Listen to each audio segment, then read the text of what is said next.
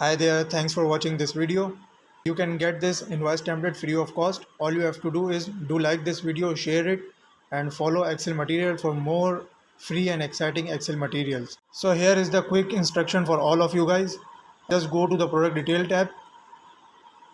Here you can see you have to add all the details over here, such as the unique product code, product name and its unit price and the quantity.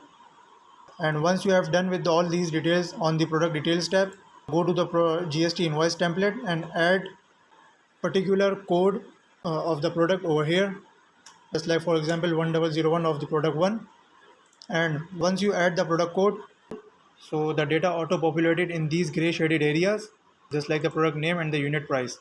And all you have to do is to add the quantity over here. And there is one warning for all of you guys, which is if you go beyond the available stock, so there is a signal this template will provide you like this. Like as you can see, there are only 10 stocks. We can reconcile this quantity in the product detail tab as well. And you can change the GST percentage here as well. Just add the number of percentage like this. So this will auto calculate the final amount inclusive GST for you.